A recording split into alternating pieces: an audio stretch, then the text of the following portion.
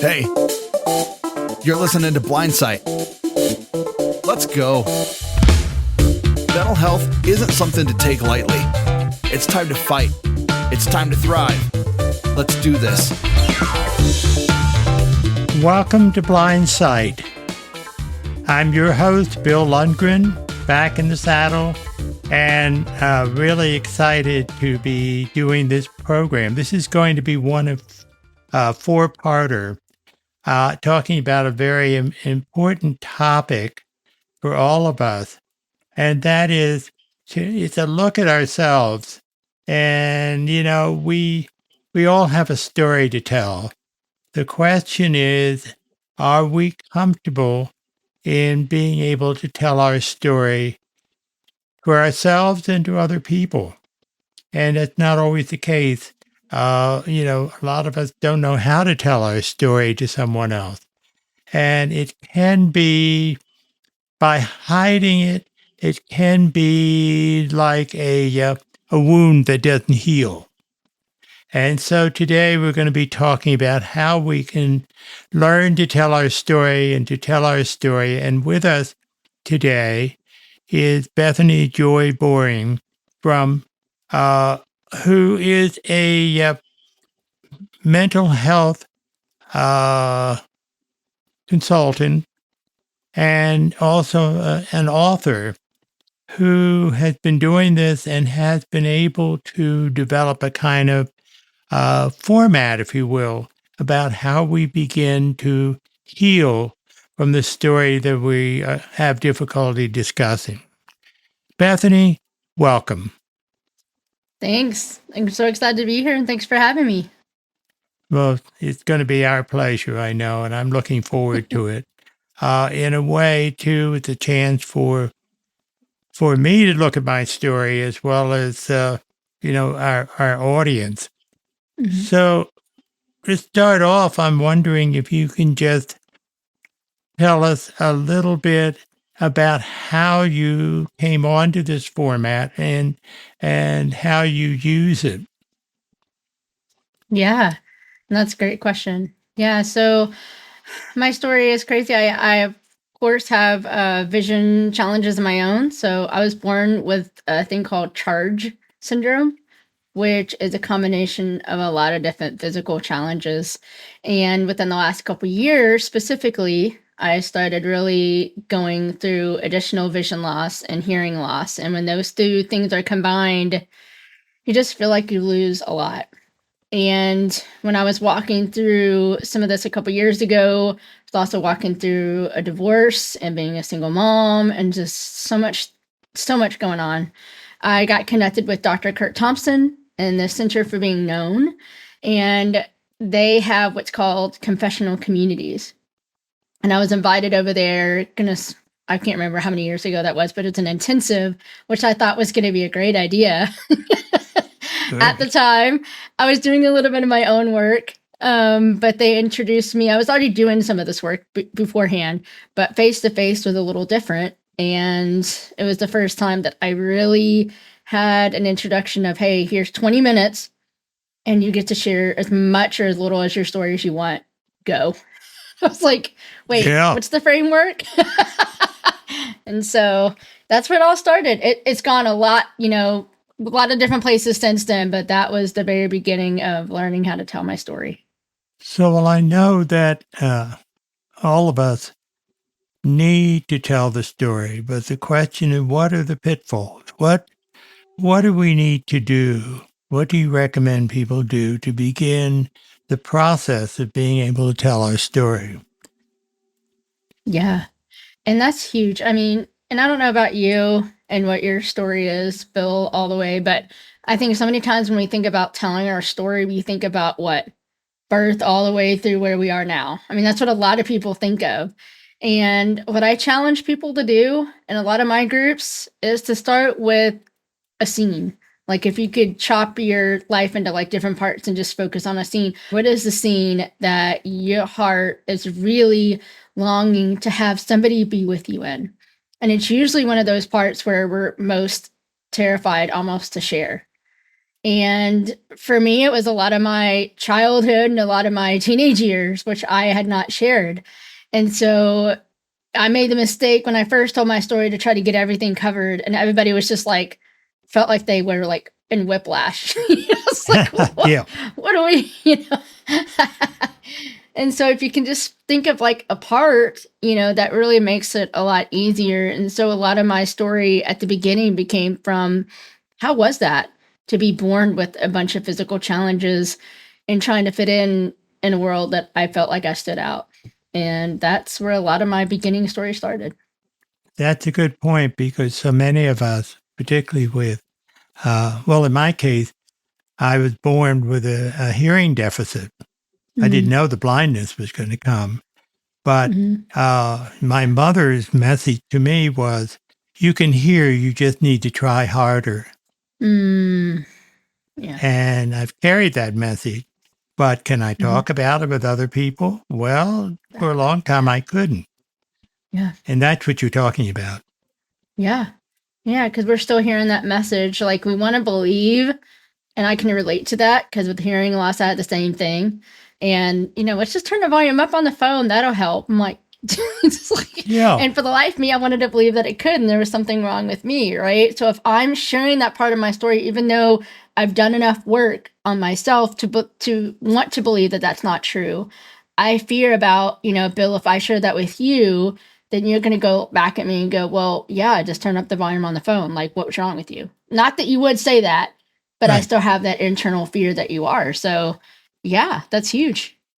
So, how do we begin to, uh, as you say, share our story? And what do you see as the purpose of being of sharing the story? Because we can go around with these kinds of, and we have, Hmm. these messages, and we've quote done fine. Why should we do any work on Well, what does fine look like to you? it? I mean, I think a lot of it really comes down to just the idea of wanting to be with others. And the longer we hide behind our stories and honestly, the lies that our stories have, because there's a lot of lies in there, the more we tell our stories, the more it becomes more true to us. And we have different people go, not that we're sharing lies, but a lot of times, like, we try to cover up what we're feeling. And so, Absolutely. right? So in your story, I would have been like, wow, Bill, like when you shared about me or sharing that, you just need to try harder to hear. I know I just felt like I just wanted to be with you in that moment. And I wanted to tell that person, no, don't you get like what's going on? He's doing the Hmm. best he can. I felt anger for you. And you might be like, wow, like, wait, somebody else feels that for me? Like the anger that I was feeling is good. Like it actually makes sense to somebody else. And so that's going to help you shape the story differently the next time you share it. That kind of Hmm. makes sense? Yeah. Well, I think for me, I mentioned the hearing. I Hmm. learned without any training. I learned lip reading, and that Mm, was my way of escaping notice. yeah. And I could even fake what I thought somebody said, so that nobody Yep. knows, that I have a hearing deficit. Right. And Yeah. and boy, it's painful that you Yes. have this and you can't tell anybody, or you Yeah. hesitate to tell somebody because they're going to think less of you. Mm-hmm. Well, at least that's the story we're telling ourselves, right? That's the thing. The story we're saying is that we're less than, and we Mm-hmm. hold on to that as long as we don't reveal. Yeah. And that's a lot of energy too Mm-hmm. that we're putting out there. I mean, I remember when I really started to really talk about my vision loss, because that's the most, and I've had vision loss a lot, but that's been a lot of my story at least the last couple of years. And because I did so well, I thought, Yeah. you know, meanwhile, people knew. And because I was so strong, they didn't know how to come along and help because I wasn't admitting what I was struggling with. So not only was I using the energy to protect my story, I was using a lot of physical energy that I didn't have Yeah. to keep this game, so to speak, playing. And they didn't know how to connect with me because I was trying to be so strong. And so the very thing I was trying to do is to get closer to others was the very thing that was keeping me away from the closeness that I desired. Bingo. I know. See, part of my difficulty with my vision loss was that I thought everybody saw the same way I did. Yep. I didn't know I had, and I'd gone to eye doctors who didn't tell me that there was something wrong with my vision. So it was out of innocence more than anything else that I didn't tell anybody about the vision thing until it was finally I was confronted with it. Mm. And then I had to do a whole lot of song and dance in order to get around and deal with it. And I didn't really deal with it. I'd trip over a fire hydrant or run into somebody because I couldn't admit it. Yep. And that's when my not telling my story was physically put me in danger. Yeah. So I'm curious for you, like, what was it that took you out of, okay, I'm now to the point where I'm uncomfortable enough where I have to start telling my story, at least to myself? Like, what was it that pushed you to begin your journey of telling your story? Well, in my case, it was just finding out scientifically that my sight was in trouble, and in fact, a friend of mine referred him me to a ophthalmologist because my friend had been around me enough to know there was something wrong, and he sent me to an ophthalmologist who could figure out what the problem was, but he wouldn't tell me. So I was sent to an eye clinic at the University of Pennsylvania. I was living in Philadelphia then. And they did the chart to say, and then they went to my friend and said, don't tell him he's going to lose his sight because it's going to be too upsetting. Wow. And fortunately, my friend said, no, I have to tell him. And that at age, I think it was 30, I finally got the word that I am going to lose my eyesight. Yeah. Now, for me, in telling my story, it made all the difference in the world because I was unhappy in the work I was doing, and I didn't think I could continue, without sight.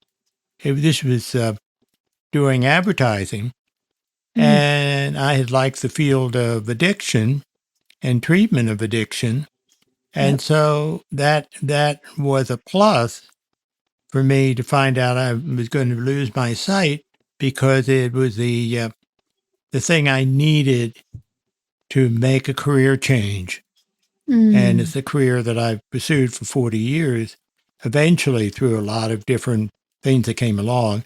But I became a counselor, and it was life-changing rather than the kind of awful thing that other people around me thought was awful. Yeah. Well, and what amazes me about your story is that your friend cared enough to come to you with the truth rather than because he was told not to. Like, he cared for you that much that he was willing to share with you what could happen with your vision. And I'm just curious, did he continue with you through some of those journey and transition that you had to walk through?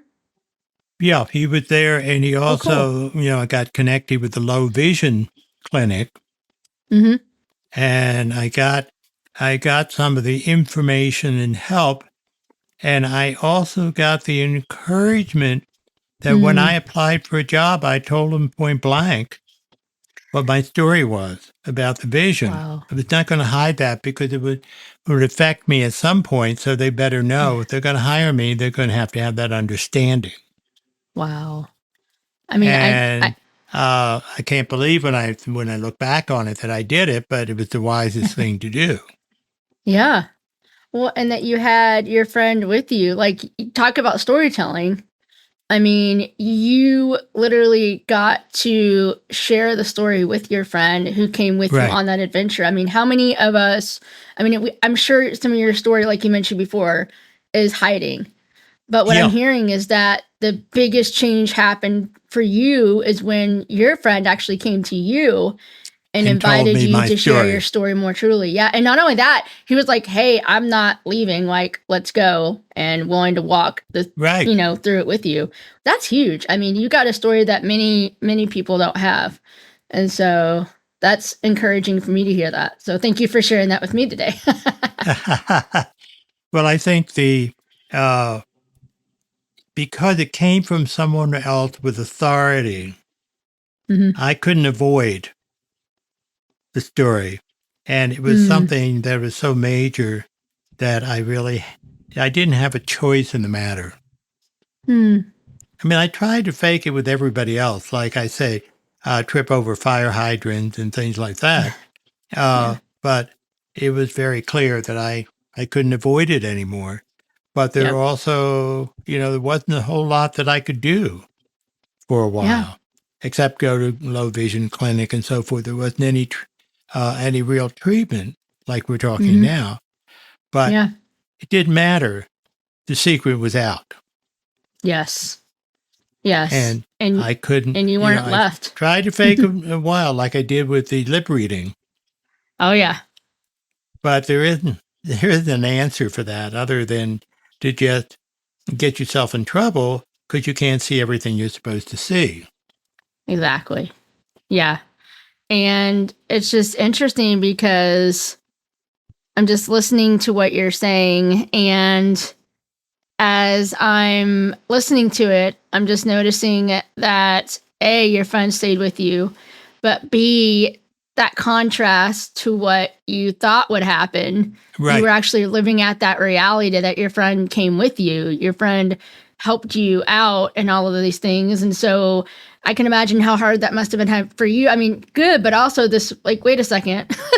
I thought when I admitted this, people would leave. And meanwhile, your friend's still sticking with you. Like, I can imagine if it was me, I would have been like, wait, are they really going to stay? Like, I don't know if you had that, but yeah. Yeah, he did eventually leave because he had some things that he had to do. He left the state. But by that time, I was settled in a job that I could do blind. At least I had envisioned that. Again, I won't tell my whole story is too long, but I found out within that framework what I could do, no matter what, which was being a therapist. Yeah.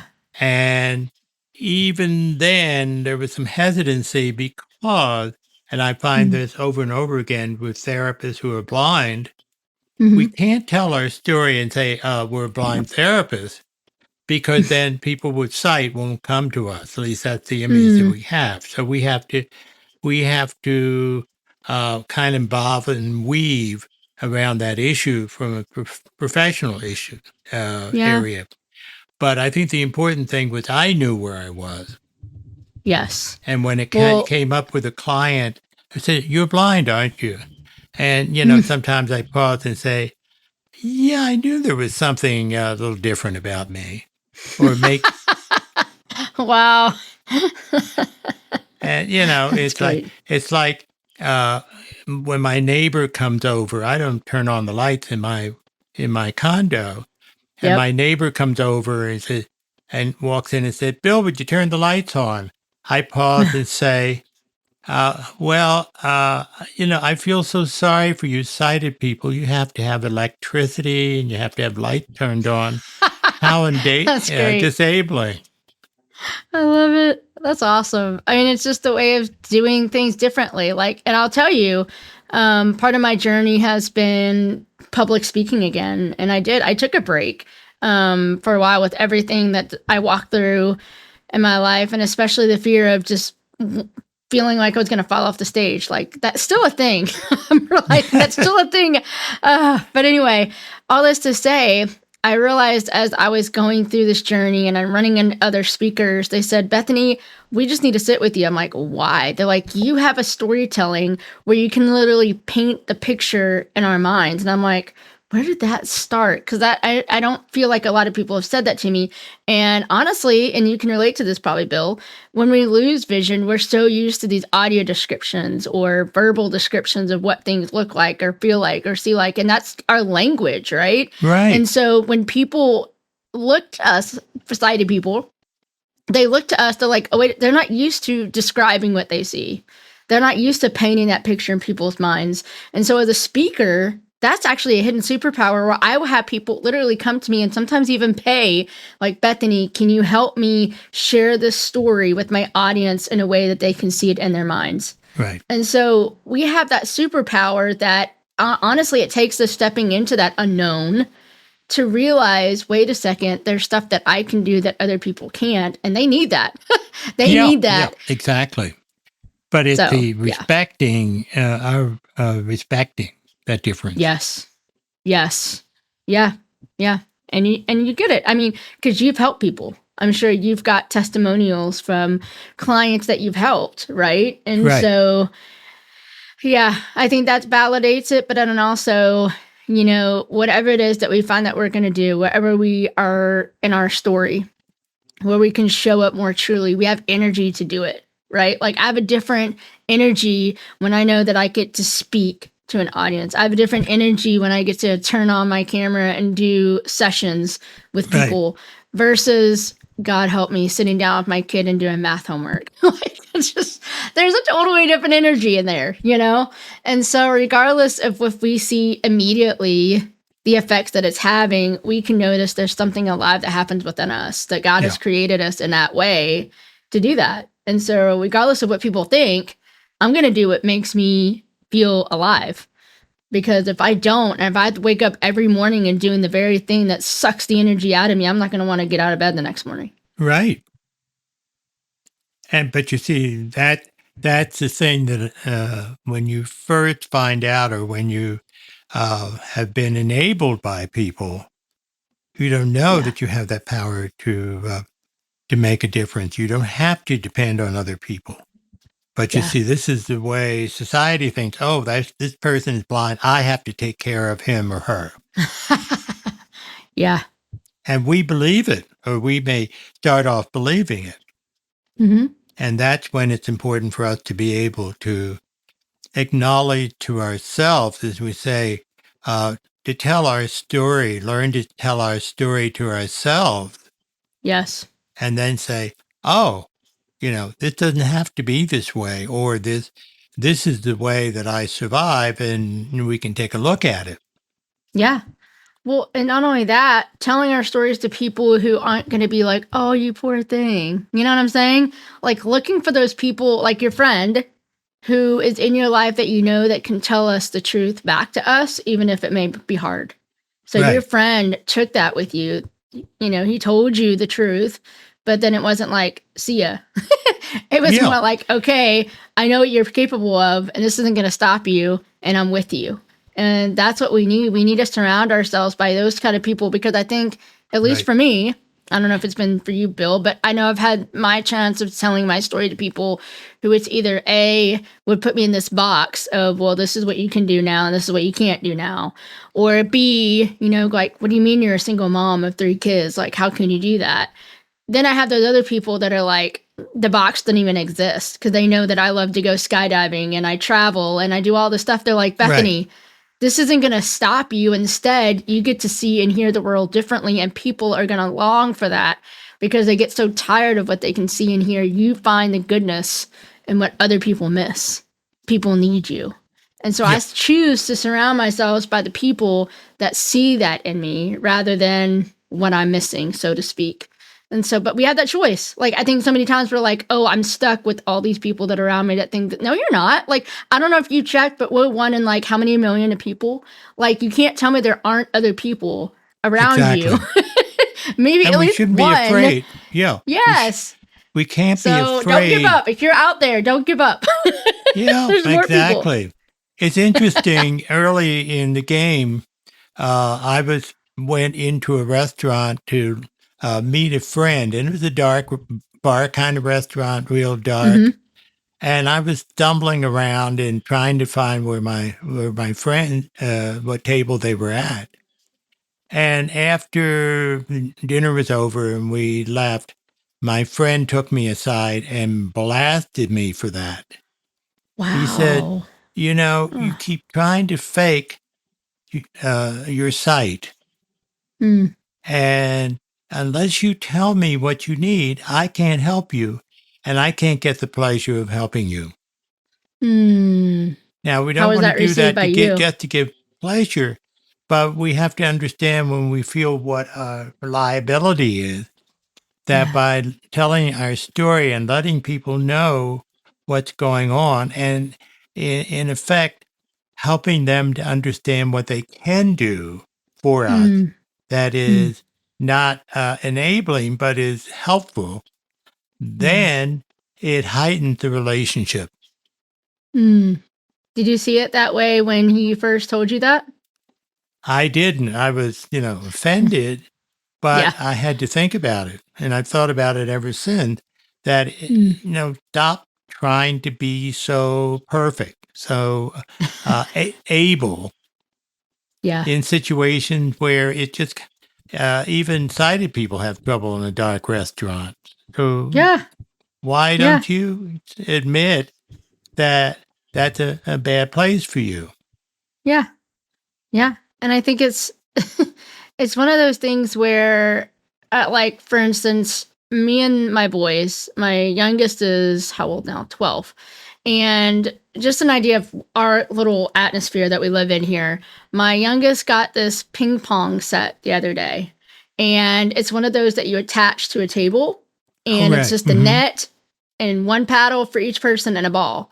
And he was so excited. Now keep this in mind that he's known me his entire life. So he's 12 years of this, right? He's like, "Mom, I can't wait to play with you."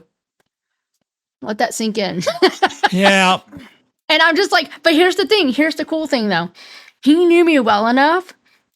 He knew my limitations, but he still knew that I was fun to play with.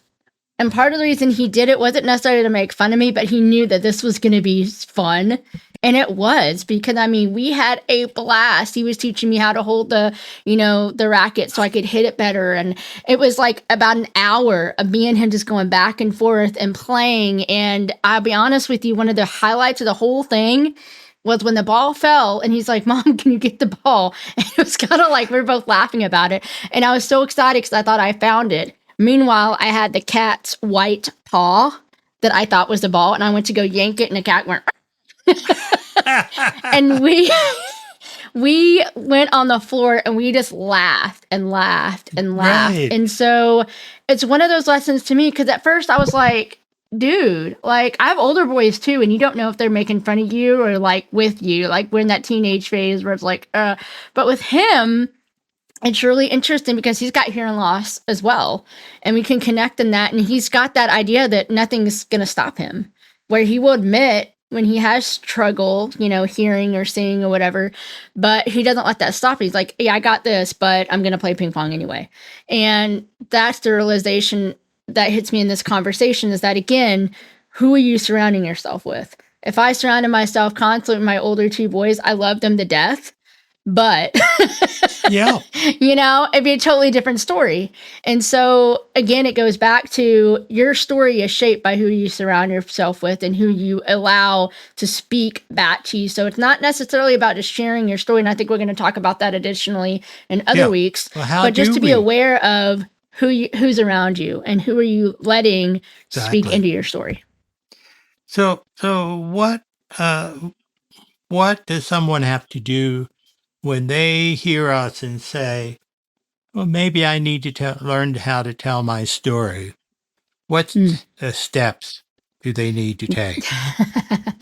Well, What I do you think part of recommend? it, yeah, I wish I had this straight out. These are the steps you need to do. And I hesitate in that.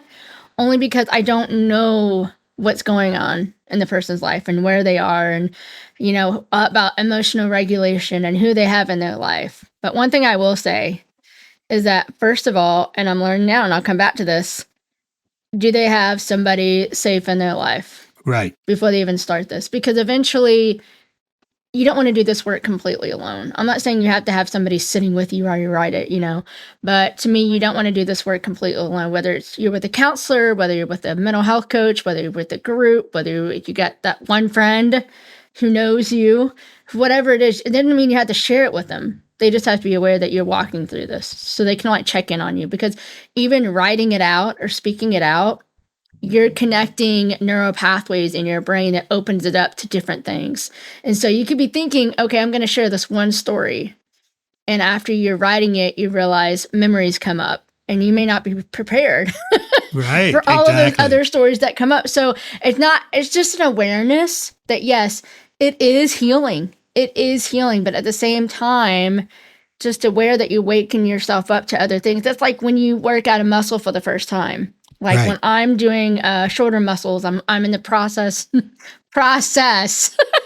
of increasing my weight for my dumbbells and stuff. So I'm up to like 20 and 30 pounds, which I think is awesome, by the way. But anyway, so I'm in lifting weights. And the one thing that my unofficial personal trainer, AKA friend, was telling me is like, it's going to hurt for a while, but you don't want to do too much. But he's like, I'm going to warn you, it's going to hurt probably the next day, but that's normal, because he knows that I walk through pain like that. I use that example because here's the thing, even though we write or share our story, it's going to hurt, but it shouldn't get to the point where it defines how we're going to walk out the next couple days. So that's what we're aware of. It's like, we want to be able to write our stories and share our stories. We want to be able to open up those neural pathways, but we also want to go to the level where we have the stamina to still stand and walk through our daily lives. And that's just that boundaries to put around ourselves. We want to do it smart. Yeah, that absolutely. And the safety, I think, is the real issue, because I know when we're feeling something shame-based, we become all or nothing, don't share, or we might share everything. Yeah. And either way, we lose out. Yes. Yeah. And it's true. It really is. Because you go, well, that one time I wrote this, or that one time I spoke this, and this is what happened. Well, what about all the other times? And here's the thing, our brains, the way they're wired, a lot of times it's so easier to think of negative rather than positive. Right. Mm-hmm. And that's one thing, and I'm still about this, and I don't know if this has any place in anything that we're talking necessarily about today, but one of the things that I put in place for all the clients that I work with is I make sure that they have good grounding and good positive appreciation moments already in their repertoire. So when they're working through these stories, they still have these positive moments that they've got to sit with, that they can come back to, that they can connect with those emotions, that they can connect with those stories, that they've seen the appreciation and what God is doing even in this day, or even in a couple days ago when they're working on a story that happened years ago. See what I'm saying? They can still come back to the present moment. I'm like, wait a second, that was me years ago, but today I'm here. And not that it makes it all better, so to speak, but they have a grounding place to know where they are today, that doesn't define who they are right now. Well, I know the example sometimes that I talk about is if you go into a social setting like a bar, and you meet somebody, and that person tells their entire life history 10 minutes after meeting you. Oh, gosh. Yeah. Yes, that's my reaction too. And you walk away staggered with all this information. Mm-hmm. That's the extreme. But then when the other thing would be meeting somebody and they don't tell you anything about themselves. There's no bond that is created with you and another person. Yeah. These are the two extremes that you can find yourself performing. Yeah. Unless you make the decision, as you're saying, to, okay, who do I share with? How much do I share? Because sometimes it's helpful, particularly with new people, to share just a little bit and see what Yes. their reaction is. Yes. Yeah. Well, and two responses to that, and I'm sure you know some of this, Bill, so you can even correct me. But one response is when you're sharing, paying attention to what part of your brain you're sharing from, right? Right. If I'm triggered and I feel like I need to protect myself, I can, oh my word, I'm a great storyteller. So I can go completely and make it all about you. That's one of my best defenses that I have. But I'm not doing that to connect. I'm doing that to protect. And so if I'm aware of that and I'm confronted with somebody and they're like, they know me well, they're like, Bethany, slow down. I'm like, oh yeah. Take a deep breath. That gets me out of this amygdala. That gets me out of this fear, flight, freeze, talk, to, okay, take a deep breath. I'm in a safe place. This person just wants to connect. Okay. And then usually, if this is done right, I'll come up with a curious question. That is my way of really genuinely connecting. That is my way Yeah. of getting back online. That is my way of feeling safe enough where I can connect to you. And that's my way of going, okay, this person's here. And so my other second part of that is the egg analogy is that when you're sharing your story, it's like handing a raw egg to another person to have them hold. You just do that one little part of your story. You don't do the whole like 20-minute version. You just do that little part and see how they hold that. See if they're curious about it. See if they make it all about them. See if they go immediately and just start making fun of it. I mean, just see how they do that. And if they do well, according to you, if they do well, maybe give them another egg or maybe wait a week and see what happens, and see if they still care well for that. Because here's the thing. One, people are going to drop eggs, especially if we give them way too many to carry, and yet we think it's our fault. Like when you shove a whole carton of eggs in somebody's hand, something's going to fall. Like that's too much to ask of anybody, really. But then second of all, you want to trade back and forth a little bit. So if you're giving an egg to them, maybe eventually they'll give an egg to you. You want to feel even on both sides. And so it takes time and trust, and it's both ways. You're watching them, they're watching you, and you build trust in that. And this is where we run into trouble when we're so consumed with ourselves or our, for example, vision loss or whatever, that we may end up doing all the talking rather than exchange with another person, because everybody has a story. And it's not going to be the same as our story, but we have to open the door that people can share their story with us to the level that they're comfortable. And then it becomes an exchange. Does that sound right? Yes. Well, and just like we did earlier when you were talking about part of your hearing loss journey, right? When I was with you in that, I was like, wow, Bill, when you were sharing that, I felt angry. I wanted to be with you. And did you feel, and you can totally tell me if you didn't. But did you feel connected with when that wasn't, oh wow, because I have hearing loss too, so I could go off on my own little story, and you're like, well, that's awesome. So we're paying attention. So again, and also just be aware, people don't do this very well, because here's the thing, and we know this too, when we hear somebody's stories, emotions come up on us, and some of us, hopefully mental health professionals, have emotional regulation skills where we can be okay with these heavy emotions that are brought into the room. We make space for that. We know how to deal with that.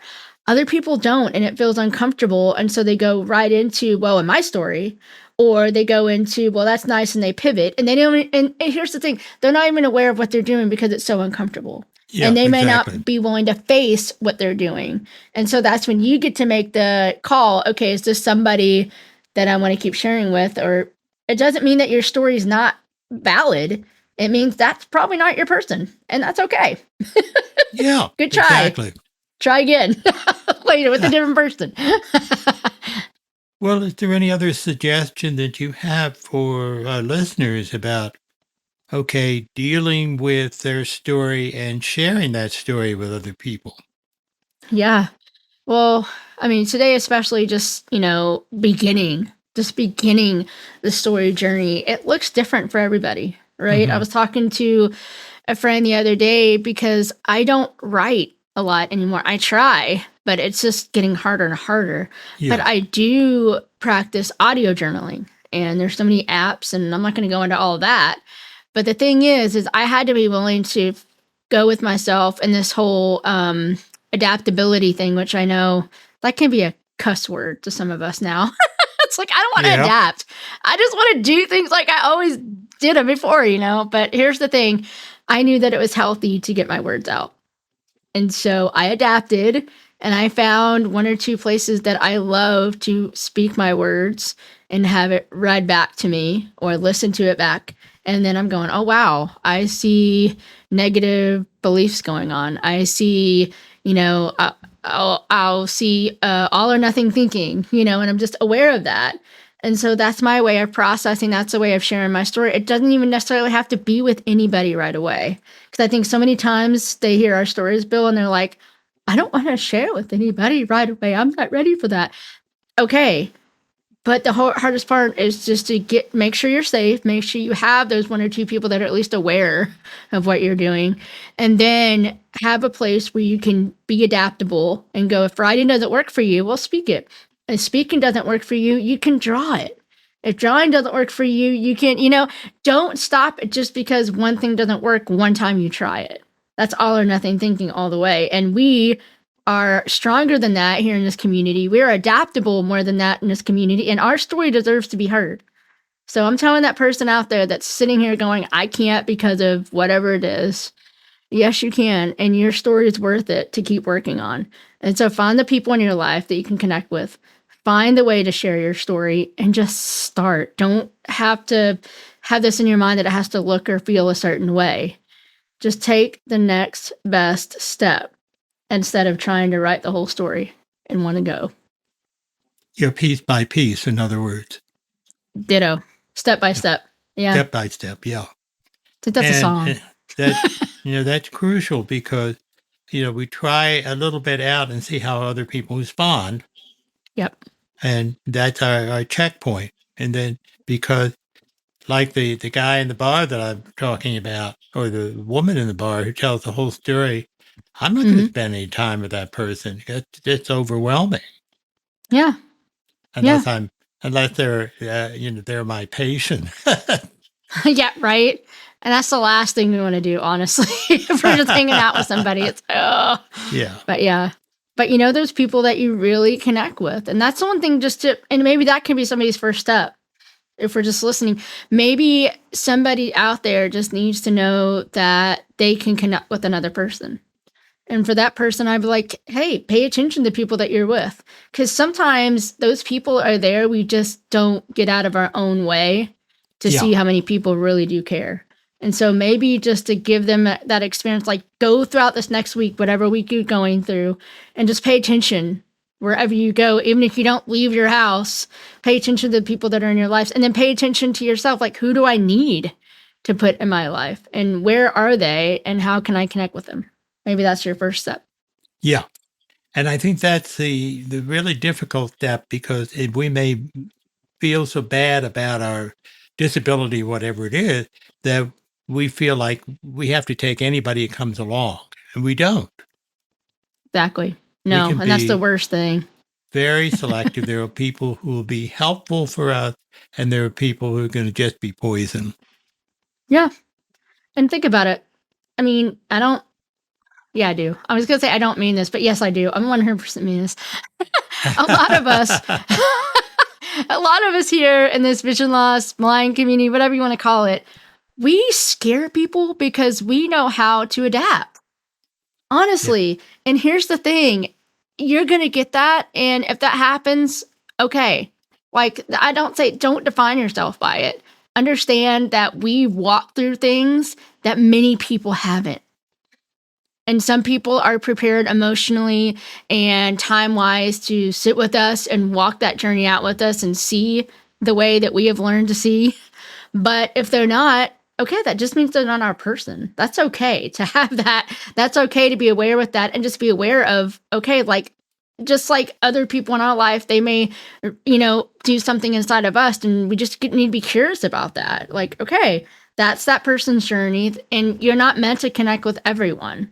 And so just to be aware of that, give yourself some grace, and just like we were talking about here, just take the next best step and know that you're not alone. You have these places here, right here, where we've walked through our own stories, and know that you're not alone. And as you're beginning the storytelling, as you're beginning the story writing, just know that you have other places here with other two people as we continue.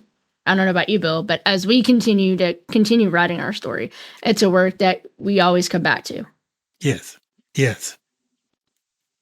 And I know that on that note, we'll be continuing our dialogue Yes. with several more episodes to help people understand what it is that we've gone through, what they need to do to help themselves to find the, how should I say, peace, or at least acceptance of whatever their disability is. It just takes a little work. Yeah. I think the terminology is radical acceptance. There you go. Exactly. I don't like that word, but yes, that's what it is. Yeah, the word for the day. Yes. I guess it's 2 words, isn't it? Yeah. This has been wonderful. I'm looking forward to our continuing our discussion. Is there any other last word you want to give to our listener? Yeah, well, I know we've said it a couple times, but sometimes I walk away from listening to these podcasts and I go, wait, what did they say again? Okay, if you leave with only 2 things, 1, know that you're not alone. But number 2, you decide right now, before even pushing pause or stop or going on to the next thing, what is one small action step that you want to take after listening? Are you someone that has written your story and just has never shared it? Are you someone who's never even started that journey? Are you someone that wants to write a novel one day? I'm not saying to write the novel. Yeah. I'm saying, hear me straight even when I'm saying this. Just begin and just do something that you can get done within half an hour, within an hour, something small, and celebrate that progress, because this is huge stuff that we're talking about, Bill. This isn't any light things. And so even if it's a small step, you may think, oh, that's all I did. No, that's huge. And that takes energy, and that takes relations, and that takes trust. And so take that first step, and we'll see you back here next week, right, Bill? Yeah, right. And I would make one adjustment to what you said in the beginning, and that is, we don't have to be alone, because sometimes we feel that we're destined to be alone. Yep. And that's a lie that we tell ourselves. Yep. And that's what we have to move. One of the things we have to tell ourselves something different. Yes. Thank you for sharing. And to our audience out there, think about taking some time to work on your story. That's all you need to do for now. Yep. So until the next time, we look forward to having you join us for the next episode. And thank you very much, Bethany, for your good work. Well, thank you, Bill. Love your story, my friend. This is your host, Bill Lundgren, with Bethany Joy Boring. This is the end of Story 1. We look forward to having you with us for the next one. Thank you.